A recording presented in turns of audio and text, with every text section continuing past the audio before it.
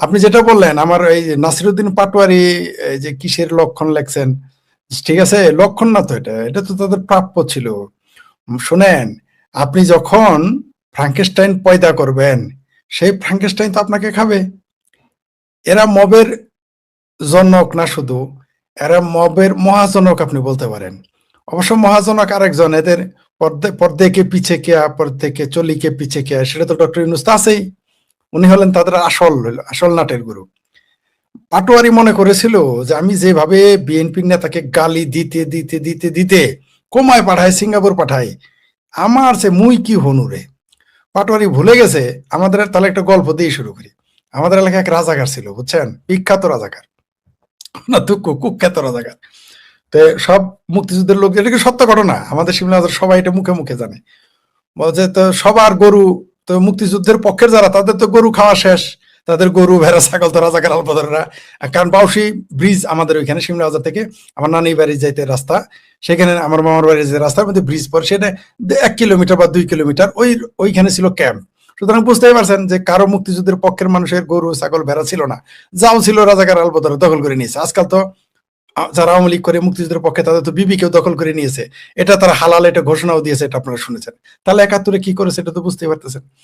তো তখন ওই আমাদের যে রাজাকার, বিখ্যাত রাজাকার, সবচেয়ে অদ্ভুত ব্যাপার, সেই রাজাকারের পোলা কিন্তু আবার আওয়ামী লীগ করে। কি আজব ঘটনা, কি আজব। যাই হোক, উনি ওর বড় আওয়ামী লীগের, যাই হোক। তো সেই জন্যই নামটা সঙ্গতের কারণে বলতে পারতাছি না। যাই হোক, সে ওই ওই বিখ্যাত রাজাকার, কুখ্যাত রাজাকার, সে আমাদের এলাকায় ছেলেদের বলে গেদা। বলছে গেদা, ওই পূবে কিন্তু পূবের বন্ধ, বন্ধ মানে ক্ষেত, গাই গাই গুলা আছে, খুঁজটুজ রাখিস। এই টাইমে তো বিমান হামলা হয়েছে।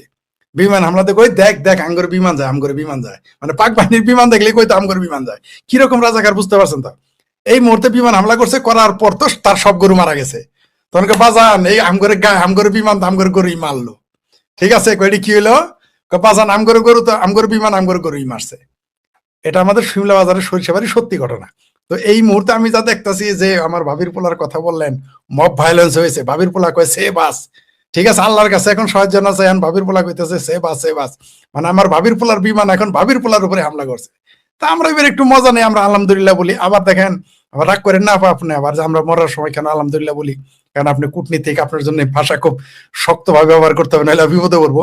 এটা আমি বলি না, এক হুজুর বলছে কালকে, সরি পরশুদিন, যে মরার কোন ব্যক্তি মরলে প্রথমে আলহামদুলিল্লাহ বলতে হবে, তারপরে ইন্নানিল্লাহ পাঠ করতে হবে। এটা কিন্তু আমার দোষ না, আমি বলতেও চাই না, আমি ইন্নানিল্লাহ পড়ে আসি, কিন্তু হুজুর বলেছে এক আলাম, তাই আমি বললাম যে মাশাআল্লাহ আমার ভাবির পোলা, আমি দোয়া করি আমার ভাবির পোলার যেন কারিনা না হয়ে যায়, আমার ভাবির পোলা যেন হাদি না হয়ে যায়, আমার ভাবির পোলা জিন্দা থাকুক, আমি দোয়া করতেছি। দোয়া করার কারণটাও তো বুঝতে পারছেন, আমি দোয়া করতেছি তারা জীবিত থাকুক, জনগণ তাদের যদি একটু চেহারা টেহারা দেখতে পারে। আমি চাই না তারা মব ভায়োলেন্সে মারা যাক, হাদি হয়ে যাক বা অসুস্থ হয়ে কারিনা হয়ে যাক। আমি চাই তারা জীবিত থাকুক, বাংলাদেশের জনগণ তাদের মুখোমুখি করে তাদের গণ আদালতে বিচার করতে পারবে যে আমাদের ভাবির পোলার জন্য আমার এই দোয়া থাকলো। সঙ্গে থাকুন, আসবো আপনার কাছে। আরিফা রহমান রুমা, খুব শর্টকাট, শেখ ফরিদ বলে ফেলছেন 2-3 মিনিটে, 3 মিনিটে শেষ করে ফেলছেন। নিশ্চয়ই পরের বার উনি অনেক ভালো, আরও বিস্তারিত আমরা শুনবো। আপনি কিভাবে দেখছেন এটা, আসলে কিসের লক্ষণ, রাজনীতিতে আসলে কি বার্তা দিচ্ছে বাংলাদেশের রাজনীতিতে? আমার মনে হয় যে আহ, এই নাসিরউদ্দিন পাটোয়ারি সে আবু সাইদি হতে চাচ্ছে, সাইদি হতে চাচ্ছে আর কি, সে আবু সাইদ। কারণ তার প্রথম থেকে আমরা দেখছি যে নানা রকম উস্কানি, যেখানে যেত সে কক্সবাজার থেকেও তো একবার ধাওয়া খেলো, এবং সেই বিএনপির নেতৃবৃন্দ বা সব আমরা লক্ষ্য করছি যে সে আসলে খুব মানে বিতর্কিত হতে চাচ্ছে, বিতর্কিত হতে চাচ্ছে। এবং তার যে আচরণ, তাতে আমি এখানে ছাত্র দলকে না ডিম নিক্ষেপ বা মারামারির পক্ষে আমি অবশ্যই নই, আমি সবসময় যে কোনো কিছু শান্তিপূর্ণভাবে আলোচনার মাধ্যমে সমাধানের পক্ষে। কিন্তু উস্কানিটা আসলে হাদির পক্ষ থেকে আসছিল, মানে সরি নাসিরউদ্দিনের পক্ষ থেকে আসছিল এবং ব্যাপকভাবে আসছিল। আপনি যদি একদম আমি ধরে ধরে আপনাকে বলি যে তার সেই কক্সবাজারের সেই পথসভায় তখন সে বিতর্কিত মন্তব্য করেছে। তারপর অন্তর্বর্তীকালীন সরকার আমরা করি, বাট ওর নাসিরউদ্দিন পাটোয়ারি করাটা ডিফারেন্ট। তারপর লুৎফুজ্জামান বাবর সম্পর্কে মানে আমরা যে জানি যে, তারপরে হেফাজত ইসলামের সাবেক মহাসচিব আল্লামা জুনায়েদ বাবুনগরীকে কেন্দ্র করেও একটা সমস্যা তার হয়েছিল। সেখানে এই বায়তুল মোকাররমের গেটে। সো নানাভাবে দেখেছি যে নিজেকে বিতর্কিত করার চেষ্টা অথবা নিজেকে আক্রমণের লক্ষ্যবস্তু করবার একটা চেষ্টা, আলোচনা সমালোচনা থাকবার একটা চেষ্টা তার মধ্যে আমরা দেখছি। সো এই যাত্রায় তো ডিমের নিস্তার হলো, তো ওই ডিমটা পরবর্তীতে আসলে কি আকারে তার উপরে পড়বে এটা নিয়ে আমি আসলে সন্দিহান। এবং আমার কাছে মনে হচ্ছে যে যেহেতু আওয়ামী লীগকে তারা যেভাবেই হোক আমাদের নেত্রীকে বলেন, আওয়ামী লীগ সরকারকে বলেন, সেই সরকার থেকে সরিয়ে তারা সেই মসনদটা দখল করতে পেরেছে। এখন বিএনপির জন্য তাদের 100% সেই মসনদে তারা আসীন হতে পারছে না।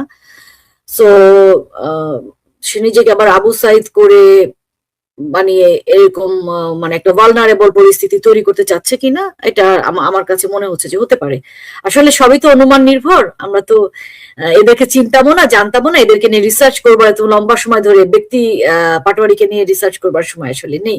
ওভারঅল আমরা দেখছি, ওভারঅল যেটা মনে হচ্ছে যে তাদের দেখবেন এই যে তাদের কিছু ব্যানার দেখলাম, তাদের মেয়েদের কিছু ইন্টারভিউ দেখলাম, সেটা হচ্ছে এই মোহাম্মদপুরে যে আন্দোলন হচ্ছে ধর্ষণকে কেন্দ্র করে, সেই বাচ্চা মেয়েটাকে কেন্দ্র করে, সেই তখন দেখেছি কেউ কেউ বলছে যে ৭২-এর সংবিধান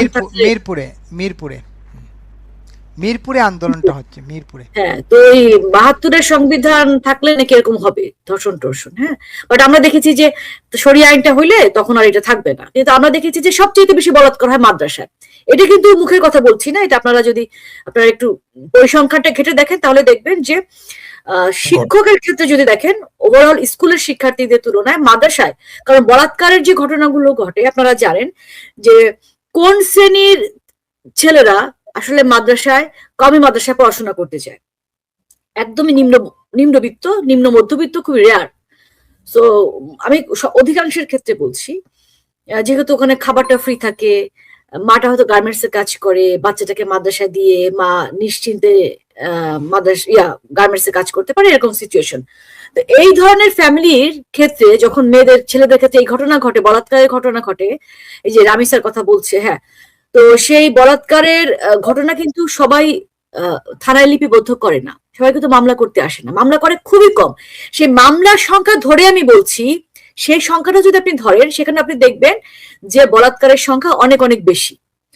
তাহলে এই যে একজন এর আগে একজন লিখেছিলেন যারা আমাদের দেখছেন যে রামিসার ঘটনা ঢাকলে কি পাটোয়ারির নাটক কিনা, কারণ রামিসার ঘটনা তো আপনারা দেখবেন যে অভিযুক্ত যে ধর্ষক সেও কিন্তু জামাত শিবিরের একজন সমর্থক, তার প্রোফাইল ঘেটে দেখা গেছে যে সে জামাত শিবিরের পক্ষে ভোট চাইছে। সো দেখেছে যে ধর্ষণের সাথে যারা ধর্মকে বেচা বিক্রি করে তাদের একটা সম্পর্ক আছে, একটা নিবিড় সম্পর্ক। তারা কখনো কখনো সরাসরি ধর্ষক, কখনো কখনো ধর্ষণের পৃষ্ঠপোষক। আপনাদের মনে নাই ঢাকা ইউনিভার্সিটিতে একটি ছেলে মেয়ে একটি মেয়েকে ওড়না পরা নিয়ে একটি ছেলে যে ঢাকা ইউনিভার্সিটির এক কর্মচারী সে খুব বাজে কটূক্তি করেছিল, সে কটূক্তির ফলে তাকে যখন আন্দোলনের পরে গ্রেফতার করা হলো তখন তাকে কে রিসিভ করে নিয়ে এসেছিল? এই ছাত্র শিবিরের ছেলেমেয়েরা ফুলের মালা দিয়ে কিন্তু তাকে নিয়ে এসেছিল। আপনি দেখবেন যে কোনো না কোনো ভাবে, এবং তাদের যে ওয়াজ মাহফিলে নারীর শরীরে রগ রগে বর্ণনা এবং কি হলে কি হবে, মানে কয়টা বিয়ে করবে এবং বিয়ের পক্ষে, মানে দেখবেন যে কোনো না কোনো ভাবে যৌনতার একটা সম্পর্ক আছে। তারা যে মানুষকে ধর্মের দিকে আহ্বান জানায় সেখানেও দেখবেন যে যৌনতার একটা আহ্বান তাদের পাশাপাশি আছে।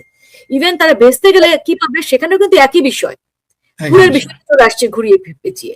সো আসলে একদম মস্তিষ্কেই সমস্যা, মগজেই সমস্যা, এবং আমার কাছে সিচুয়েশনটা আসলে এই মনে হচ্ছে।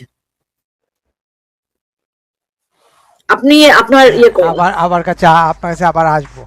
একটু যদি শুনি যে শেখ ফরিদ, এই যে অনেকেই এখানে প্রশ্ন তুলেছেন যে রামিসার ঘটনা, সিয়ার ঘটনা ঘটেছিল, এরপর রামিসার ঘটনা, এগুলো কি আসলে ধামাচাপা দেওয়া কিনা? দেশে যে নানা সংকট যাচ্ছে, প্রায় ৫ শতাধিক শিশু মারা গিয়েছে, এগুলোকে ধামাচাপা দেওয়া কিনা? এসব কারণে এই নাটকগুলো তৈরি করা হচ্ছে কিনা, নাকি শেখ হাসিনার ভয়ে ভীত সন্ত্রস্ত হয়ে এরা উন্মাদ হয়ে গিয়েছে? এইরকম অনেকে বলছেন যে শেখ হাসিনা আসবেন এই কথা যখন তিনি ঘোষণা করেছেন তখন থেকেই অনেকে উম্মাদের মতো আচরণ করছেন। তিনি এক কন্টেন্ট ক্রিয়েটার না কি বলছেন, এদেরকে কন্টেন্ট ক্রিয়েটার বলে না, কি কাফি নাম জানি বলে, সে নাকি বলছে যে এই ৭২-এর সংবিধান, যেটা আরিফা রহমা বললেন যে ৭২-এর সংবিধানের কারণে এইসব ঘটনা, তাহলে তো মানে বাংলাদেশে কোনো কিছু রাখা যাবে না। আর আরেক মোল্লা বলছেন শরিয়া আইন হলো শরিয়া আইন অনুযায়ী 4 জনে দেখতে হবে, 4 জনের সাক্ষী রেখে দর্শন করতে হবে। এই যে এক এক ঘটনা, এই সব ঘটনাকে আড়াল করার জন্যই কি নতুন নতুন ঘটনার জন্ম দেন কিনা আপনার ভাবির পোলারা? ধন্যবাদ আপনাকে আবারও। চেষ্টা তো তারা করবেই, তারা এই জনস্রোত জনরোষ ভিন্ন দিকে ডাইভার্ট করার জন্য বিভিন্ন চেষ্টা করবে, কিন্তু হালে পানি পাবে না। কারণ সবসময় সরকারের কথায় মানুষ সবকিছু করে না, কারণ তারা হালে পানি পাচ্ছে না। চেষ্টার ত্রুটি রাখবে না তারা ডাইভার্ট করার জন্য। যেমন হামের টিকার ব্যাপারে কত চেষ্টা না করলো আওয়ামী লীগের কাঁধে তুলে দেওয়ার জন্য, কত চেষ্টা না করলো শেখ হাসিনার কাঁধে দোষ দেওয়ার জন্য, কিন্তু ইউনিসেফ এমন একটা বয়ান দিয়েছে তাদের সবকিছু বুমেরাং হয়ে গেছে। অবশ্য স্বাস্থ্যমন্ত্রী হলো একটা নির্লজ্জ বেহায়া, এ হলো ঝুটা নাই, সে তো ঝুট পে ঝুট, ঝুট পে ঝুট, ঝুট পে ঝুট, মানে মিথ্যা তাকে বলতে হবে, তার স্বভাবই বোধ হয়। আর আমার মনে হয় আর একটা ধারণা, বাংলাদেশে বোধ হয় মন্ত্রী হইতে গেলে মিথ্যা বলতেই হয় সম্ভবত। তার কারণে ইউনিসেফ বলার পরেও বলতেছে এটা আওয়ামী লীগ নাকি আওয়ামী লীগের অবহেলায় হয়েছে। যাই হোক, এরা চেষ্টা করবে কিন্তু কাজ হবে না। আর আপনি যেটা বললেন এটাই সত্য যে জননেত্রী শেখ হাসিনা যখন ডিক্লেয়ার করেছেন তিনি আসতেছেন বা আসবেন, এরকম একটা সাক্ষাৎকার দিয়েছেন, এর কারণে এদের মাথায় পোকা ধরে গেছে। দেখবেন যে কিছু কিছু ওই যে ভেড়া তো চিনেন, ভেড়া আর কি, গড্ডালিকা, তো যখন বৃষ্টির পানি ওদের মাথায় পড়ে তখন কিছু পোকা হয়ে যায়, কোনো কোনো কোনো কোনো ভেড়া তখন ও পাগল হয়ে যায়, গুতাগুতি শুরু করে দেয়। তো এরকম এরা গুতাগুতি শুরু করে দিয়েছে, কারণ এরা তো উন্মাদ হয়ে গেছে। এরা আসছিল, এরা হলো সব কেসকি বান্দির পোলা হয়ে গেছে, সুলতান খা। এখন যদি শেখ হাসিনা চলে আসে তাহলে এদের তো অস্তিত্ব থাকবে না, আবার তো তাদের কেসকি বান্দির পোলা হিসেবেই তাদের ট্রিট করবে এই দেশের জনগণ। এমনকি এরপরে কেসকি বান্দির পোলা হিসেবে জনগণের দাম দেবে না, মূল্যায়ন করবে না হয়তো। এই ভয়ে তারা চেঁচামেচি, চিৎকার, কান্নাকাটি, হুড়াহুড়ি, মারামারি, কাটাকাটি শুরু করে দিবে নিজেদের মধ্যে। এমন হইতে পারে হাদির মতো একে একটা পলিসি করে সাইড যেমন করা হয়েছিল, তারপরে হাদির পরিণতি দেখলাম পাটোয়ারি এরকম একটা কিছু বানিয়ে দেশের মানুষের দৃষ্টিভঙ্গি ভিন্ন দিকে নিয়ে যাওয়ার অপপ্রয়াস চালাবে। কিন্তু বাংলাদেশের জনগণ এখন বুঝে গেছে যেগুলো তাদের সব নাটক, তাদের ড্রামা। বাংলাদেশের মানুষের এখনকার নতুন করে বলতে হবে না, না আওয়ামী লীগকে বলতে হবে না বুদ্ধিজীবীদের বলতে হবে। জনগণ এখন সচেতন, আর বুদ্ধিজীবীরা তো বলেই না, তাদের বলার প্রয়োজনীয়তাই মনে করে না। এই দেশের বুদ্ধিজীবী, লেখক, শিক্ষক, সাংস্কৃতিক শিল্পী, তাদের অনুভূতি কেবলমাত্র তখনই জাগনা থাকে যখন এই দেশে আওয়ামী লীগ ক্ষমতায় থাকে। এখন তো কোনো বাম, আপনি কি জানেন যে একটা বামপন্থী যায় না সেই বাসায় সান্ত্বনা দিতে, কিন্তু এতক্ষণ যদি এটা আওয়ামী লীগ সরকার আমলে ঘটতো তাহলে শাহবাগে হয়তো আমিও থাকতাম, ঠিক আছে, আমি হয়তো শাহবাগে সেখানে ব্যানারটা বানায় আনতাম নীলগাঁ থেকে, চিৎকার চেঁচামেচি শুরু করতাম, বা আরো অন্যরা করতো।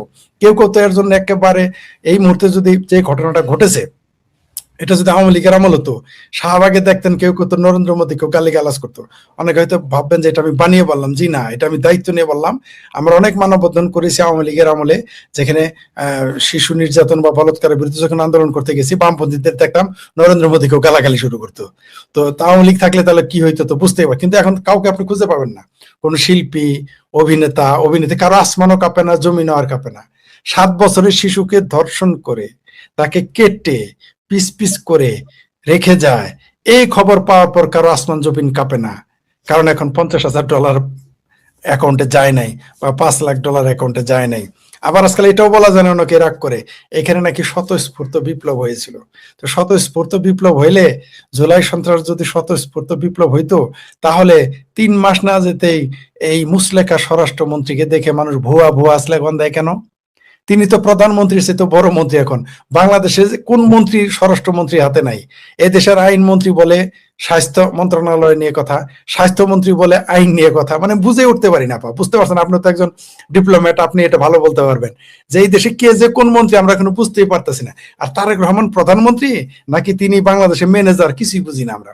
মনে হয় এই মন্ত্রীরা তারা ম্যানেজার রাখছে, এরকম মনে হয়। তার কথাবার্তা দেখলে দেখবেন যে কথা বলতেছে, কোনো প্রটোকল নাই, কিছু নাই, আমি বুঝতে পারতেছি না। অবশ্য তিনি মুখ বন্ধ রাখাই ভালো, কারণ মুখ খুললেই তো আবার কি থেকে কি রেখে কি বলে ফেলেন নিজেই জানেন না, তো বিএনপির আরো সমস্যা হয়ে যায়। তো 3 মাসের ভিতরেই যে সরকারকে মানুষ, স্বরাষ্ট্রমন্ত্রীকে মানুষ ভুয়া ভুয়া স্লোগান দেয়, আপনি বুঝতে পারতেছেন সেই দেশটা কোন দিকে চলে গেছে। আর আমার ভাবির পোলারা তো ভয় পাইতেছে এই কারণে যে তারা তারা যেভাবে খাওয়া পড়া শিখে গেছে, থাকতো শিবিরের মেসে, চলতো লোকাল বাসে, সেইখান থেকে তারা এখন 5 স্টার তারকা হোটেলে গিয়ে তারা হাঁসের মাংস খায়। এই দিন তো তাদের চলে যাবে, এই জন্য ভয়ে তারা চিৎকার চেঁচামেচি শুরু করেছে। আবার আরেক ভাবির পোলাকে সরকারি চাকরিতে, আগে শুনতাম যে আরেক ভাবির পোলার লাম্পট্য করে, ভাবির পোলার বাপে মানে আমার ভাই মানে আমরা শুনতাম যে বাপে মামা খালুরা যদি মন্ত্রী হয় তাহলে পোলা মেয়ে ভাগ্নে ভাগ্নিরা ভাতিজারা আপনার বিগড়ে যায়। এই দেশে কিন্তু উল্টা। আমার এক ভাবির পোলার বাপের কথা তো শুনতেন, তার পোলা যখন উপদেষ্টা হয়েছিল তখন তিনি স্কুল শিক্ষিকাকে তিনি হেনস্থা করতেন, তিনি তাকে যৌন হেনস্থা করতেন। এই হলো বাংলাদেশের অবস্থা। আজকে যে অবস্থা চলতেছে এগুলো তো সব বন্ধ হয়ে যাবে। আমার ভাবির পোলারও শাদী বিয়ের একদিকে মৌলবীরে বিয়ের ধুম বাজাইছে, কেউ 2 বিয়ে করে 3 বিয়ে করে, কত যে হাঙ্গা করে। আমাদের এলাকায় প্রথম বিয়ের পরে করলে এটা হাঙ্গা বলে, হাঙ্গা করার ধুম লেগেছে। এখন গান গাইতে হবে, আমরা একটা গান গাইতাম না, কিসের যেন ধুম লেগেছে। এই যে আসিফ সার কি শিখে গেল, বলে গেছে যে দ্বিতীয় বিবাহ করতে আর বইয়ের অনুমতি লাগবে না। আসলে তো হাঙ্গা হাঙ্গা করতে আর অনুমতি লাগবে না, এমনি নাচুনে কানাই দিয়েছে ঢোলের বাড়ি। মৌলবীরা হাঙ্গার উপর হাঙ্গা করতেছে, হাঙ্গার উপর হাঙ্গা। আবার সেগুলো করার পর আবার বলে এগুলো নাকি বিশাল বীরত্বের কাজ। মানে কবে না জানি তারা বলে চুরি চামারি ডাকাতি, তারপর আপনার মাদক ব্যাপারী হওয়া, বলৎকার করা, এগুলো বীরত্বের কাজ, এগুলো তারা না ঘোষণা দেয়। তো আপনি যেটা বলেছেন, আমার ভাবির পোলারা ভয়ে আছে, সকালবেলা আন্ডা খাইছে, আন্ডার ঢেল খাইছে, আবার শুনলাম সন্ধ্যাবেলায় তাকে আবার তার বিএনপি তার সহকর্মী যারা আছে তাদের দৌড়ানি শেখাইতেছে, এটা শুনতেছি। তার উপরে শুরু হয়ে গেছে, সে ভেবেছিল যে আমাকে তো বিএনপি ব্ল্যাঙ্ক চেক দিয়েছে, যা ইচ্ছা তাই বলার, কিন্তু সবকিছুর একটা লিমিট আছে, লিমিটেশন আছে, সময় আছে। তো আমার মনে হয় এখন তারা যে কোনো সময় তিনি হাদি হয়ে যেতে পারেন। আমরা সেই দিনের অপেক্ষা করব কি করব না, যেটা আপা বললেন আমরা ওটা চাই না। হ্যাঁ, আমিও আপার সাথে একমত, আমিও ওটা চাই না। আমি চাই জনগণ তাকে ঝোলাক, সেই দিনের অপেক্ষা আমি বসে আছি।